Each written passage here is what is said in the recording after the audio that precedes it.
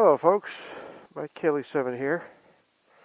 These are my new Daytona boots.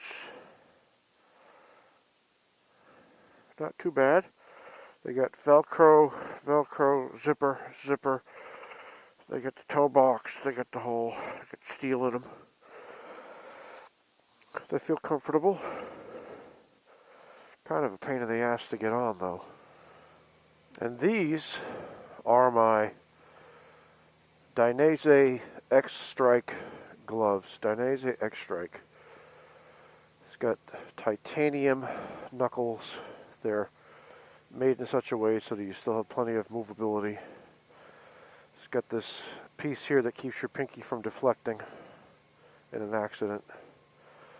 Neoprene to stretch and make it easy to get on. It's got kind of a velvet leather here, which is hit or miss with a lot of people. It's got this super whatever thing, plastic something, that helps you slide in an accident because your hand goes down like that. And because they're short cuffed, it's easy to get them on with my Klim jacket. And I don't have too much to worry about. I have the Held Airstream II gloves, but it's hard to get those things on with the big long gauntlets. I believe these are large and they fit just fine.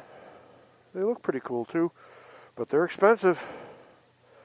But I'm thinking, you know, my hands are valuable to me. I want to have them working well. If I go down, I'd like to make sure I have them maximally protected. Today is October 25th, 2019. My odometer is at 11,436 and my air temperature is 62 degrees. Alright, there is one problem with these gloves.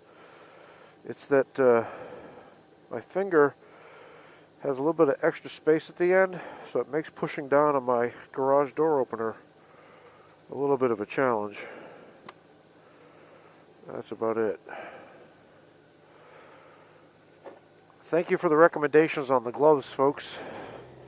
I'm definitely going to look into the SRK Cycles guys' gloves.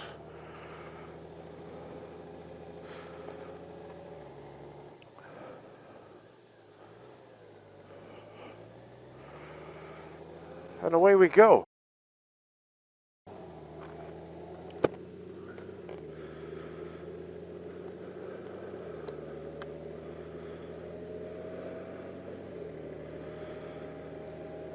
So today I'd like to talk a little bit about terminology.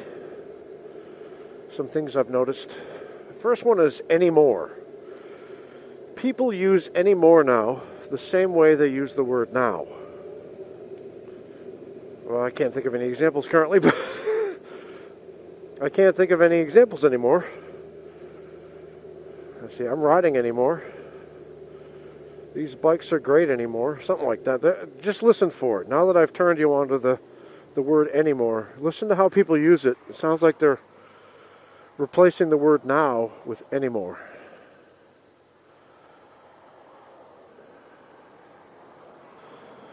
That's all I see anymore. Another thing that I notice people using a lot of is driver of a motorcycle. They call it a driver backrest in a lot of places now. When I first came into motorcycling back in the aughts, in '06, it was a rider. It was a rider backrest. The person who is controlling the motorcycle is the rider, and then the person sitting behind him is the passenger. There's also the other term bitch, but you know, in magazines and stuff, it was always passenger backrest, passenger pillion, rider backrest, rider pillion, or rider seat, whatever. So I have noticed that change. Here's another one. Back in the day. First time I ever heard that was in the 90s, and that was on an album by the Tribe Called Quest. Back in the day when I was a teenager, before I had status and before I had a pager. I know, I'm the whitest guy ever, right? I cannot be rapping. Anyway, Now, everybody uses back in the day. Now, back in my day, people used to say, back in my day. Oh well. Language is changing. It's always changing. You can't stop it. It's a little bit inaccurate to say driver backrest, because you're not driving a motorcycle, you're riding a motorcycle. In my opinion. Sure, technically driving, riding, whatever. But that's the first word I heard, goddammit. And so that's the word that has to be forever.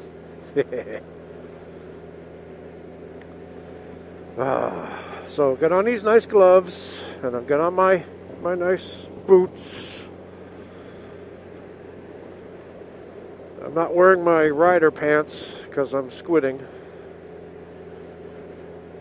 But I do have everything else on, so. And I spend the big bucks on the stuff in the hopes that the higher quality will make it last longer. That didn't work out for me with the climb gloves. In the hope that, that the gear I have will keep me as safe as possible in the event of a go down.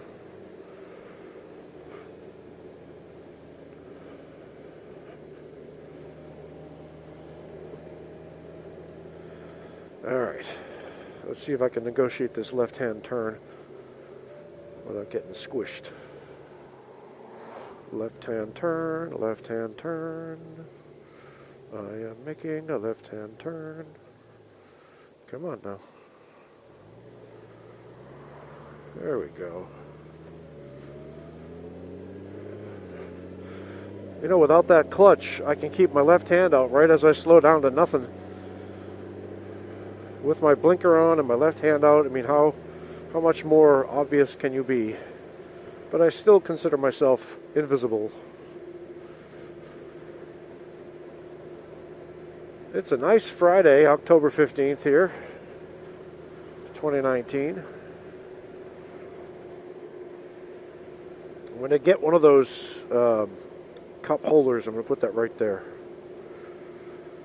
That's the plan next. After that is going to be lighting.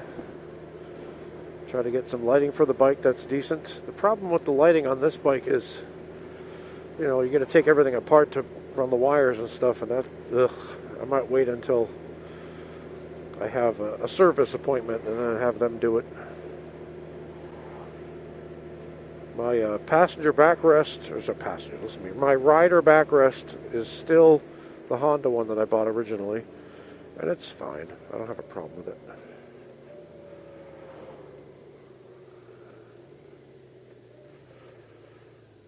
Alright, let's see here. Who is going to go? I'm looking, I'm going. See, I stop at stop signs when it really matters. If I'm in an empty parking lot where there's no cars at all, why am I stopping at a stop sign? I can clearly see that there are no cars. And I do have pretty darn effective peripheral vision. So why am I stopping at stop signs in an empty parking lot? Duh. Some people want you to stop in the empty parking lot, put your feet down, count 3 Mississippi, and then go. While you're looking, and you have to look in a certain sequence, left, right, or right, left, or up, down, circle, circle, circle. The safety queens, they are real things out there. They love to comment on the safety. There's a guy here, his name is Dodge Rider, I believe that's his name. He lives in Raleigh as well, or the Raleigh area. And he rides rather assholically, I would have to say. Passing people, riding up people's butts, getting all angry about things. I'm not the best rider in the world by any stretch. But that guy, whew, I imagine he gets a lot of safety queen comments. I never give him any safety queen comments because it's not my place to do that. He's riding his motorcycle, let him do his thing. I don't ride with him.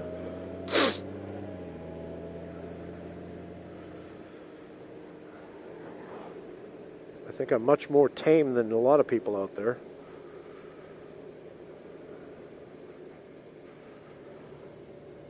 And I really think that growing up in the Boston area trained me well for a life of motorcycle riding. You just get this intuitive sense when you're driving there. You have to watch people. I'm very what do they call it? Empathic. I kind of can feel what others are feeling. You learn how to do that with cars. You can see which way they're tending based on the movement of the car and the situations and all that.